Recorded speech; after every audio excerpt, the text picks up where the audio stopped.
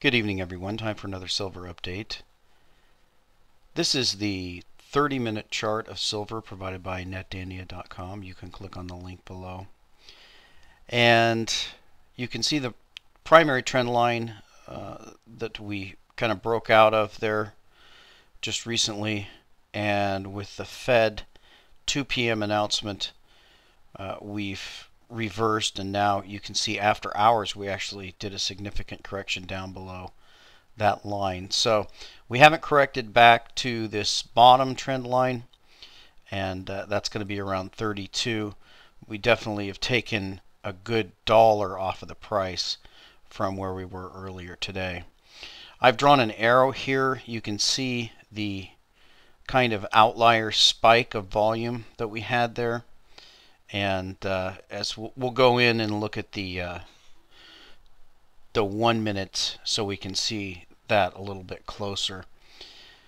If we go in and look at the 1 minute, you can see that the 2 p.m. announcement by the Fed was met with very coordinated selling in the silver exactly at 2 p.m. It's kind of interesting. I guess the computers can read really quickly, so they sold it off very quickly. You can see the same thing in gold at exactly the 2 p.m. announcement. There's a sell-off. Same thing in the euro. Gigantic sell-off, massive volume, 2 p.m. And same thing in the Japanese yen. Massive rally in the dollar versus the yen at exactly 2 p.m. So it pretty much goes across the board. The oil did not fall as dramatically. You can see it spiked up a little bit before that, and then it took a dive down there.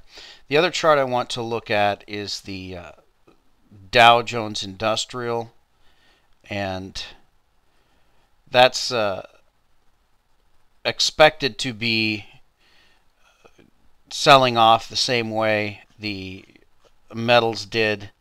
And you can see though that although the Dow had this same drop right at 2 p.m. with the Fed release of the minutes, then you can see later in the day the Dow nearly recovered 100% of its loss. If you contrast that with silver, you can see that we're continuing down. So the same sort of pattern we've seen for a long time.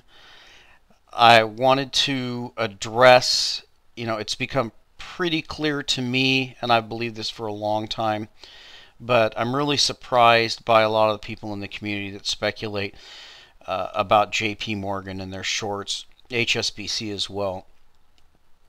And we've had if you remember in the past, Bear Stearns and how that was that silver short was passed from Bear Stearns to JP Morgan.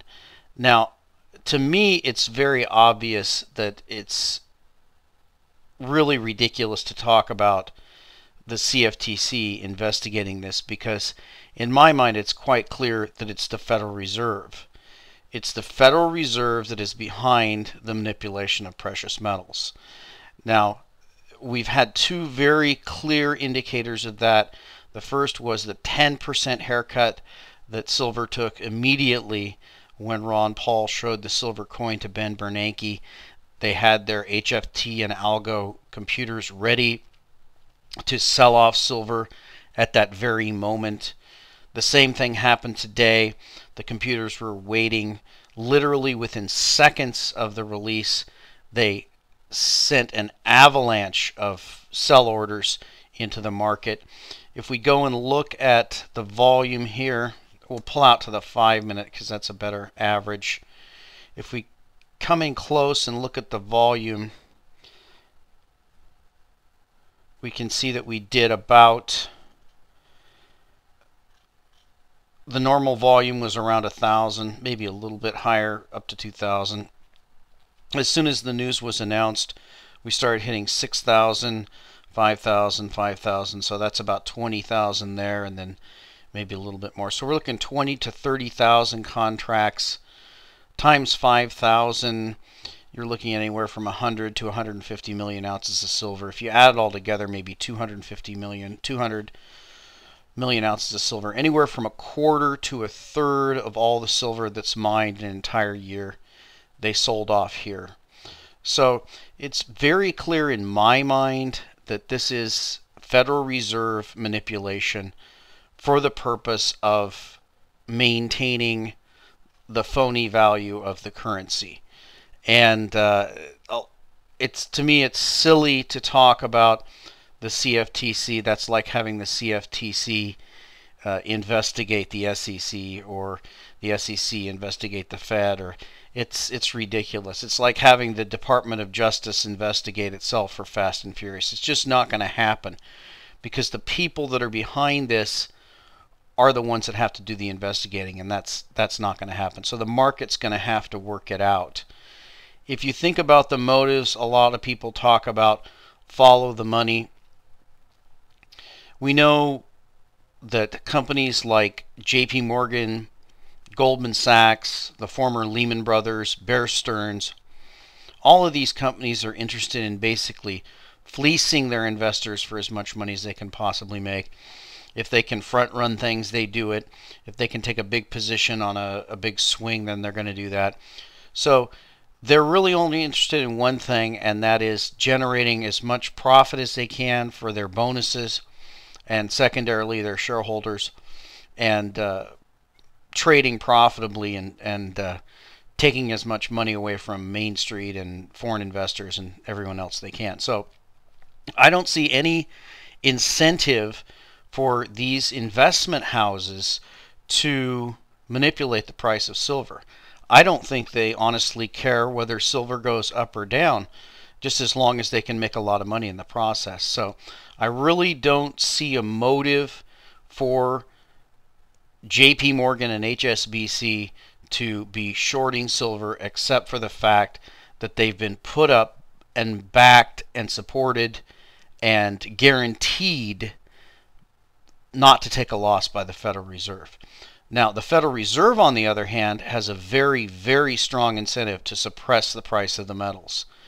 They're the ones who are printing up trillions of dollars of worthless paper currency, and their entire game would be over if enough people panicked into hard assets and fled out of the worthless currency that they're printing. So the Fed has all of the motive and all of the power. If we look at how the collapse of Bear Stearns was over the weekend, immediately their silver position was folded into JP Morgan. This was not some private group of investors who got together and decided to do something.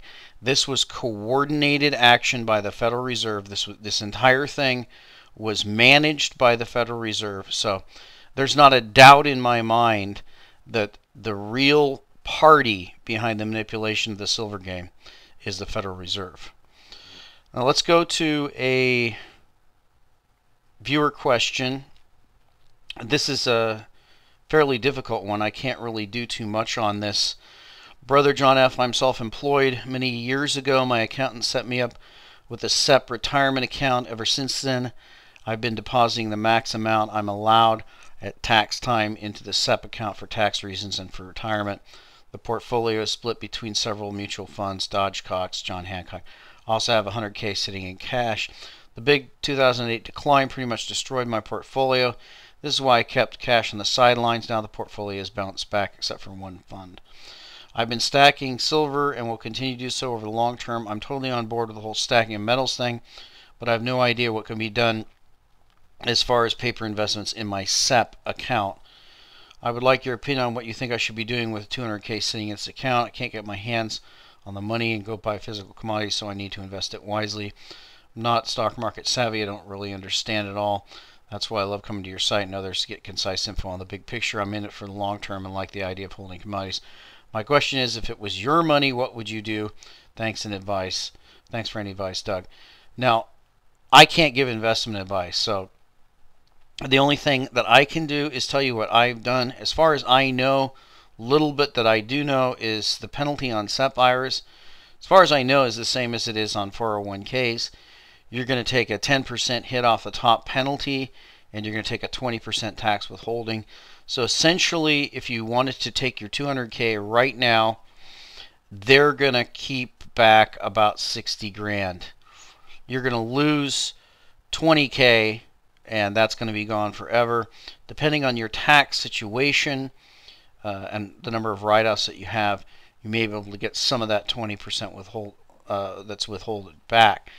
That's what I have done. I have taken disbursements and invested in physical silver. So that's what I've done. That's I can't give any advice, but I will say that I think when the whole thing goes up, all the paper accounts are going to be frozen. I don't think that any of the obligations that you can guarantee that any of the obligations are going to be paid. There's really no guarantee whether it's in annuities, bonds, whatever it is. It's still just a paper instrument where someone says they owe you something, and of course if that someone goes bankrupt, then they owe you nothing. So that's unfortunately the best I can do with that. Now I want to take you to the story of the night. This is an article that actually appeared the other day. I didn't do a update yesterday, so I was planning on covering that, but I wanted to cover it now. This is for me was just a jaw dropper. This is an example of the quality of journalism that we have now. This is from CNN, the Communist News Network, and it's just an incredible bit of Orwellian doublespeak and nonsense. It's really incredible how they try to twist things. So let's look at this. This is called Hidden Spending Makes Government Bigger. Which costs the federal government more, a $2,100 check from Uncle Sam or a tax break worth $2,100? The answer is they cost the same. The difference is that the $2,100 check is classified as federal spending, and the tax break doesn't show up in the $3.6 trillion federal budget. When politicians and others talk about the size of government and how to lower deficits, it's as if tax breaks don't exist. But fiscal experts believe that many tax breaks should be counted as spending. After all, by handing out these tax breaks, the government is giving up hundreds of billions of dollars in revenue. So you can see your first assumption there, that the government owns everything. And the tax break, in other words, not taking your money from you, is the government kindly not taking what they already own. That's the assumption here. And in terms of policy making, many tax breaks are the functional equivalent of cash, as the government uses them to achieve goals that could just as easily be achieved by issuing a check. And it goes into examples, tax reform, and then we get this term that they use here that's called tax, let me find it here, tax expenditures. So what on earth could a tax expenditure be? Well, that's the idea that by them not taking your money, they're foregoing money they could be taking, and therefore their tax expenditures. A full-blown debate about tax expenditures would also give lawmakers an opportunity to do what they rarely do, evaluate the effectiveness of the tax breaks on the books. Typically, once a tax break passes, it's rarely scrutinized again. Hidden spending should get the same scrutiny and inspire the same enthusiasm for cuts as the spending on entitlements, domestic programs, and defense that is targeted by today's fiscal hawks, Marin wrote. And this Marin character, he's just a government hack when you go back and look at the history of it here. But really incredible, the Orwellian doublespeak. They're trying to tell you, well, basically what this comes down to is they want to raise taxes. But rather than come out and say that they want to raise taxes, which getting rid of deductions is the same thing as raising taxes. If they eliminated the tax deduction on home ownership, then that is a tax increase. So these people are always the same. They never change. They want to raise taxes. They have no interest in cutting government. They just want to grow government. And here your communist news network here is out here with their Orwellian doublespeak to try to convince you that the government not taking your money is the government spending money. So incredible twisting of the truth. What's really fascinating about it is Yahoo, for the longest time, actually for a reason that they never explained, eliminated the commentary on their news stories.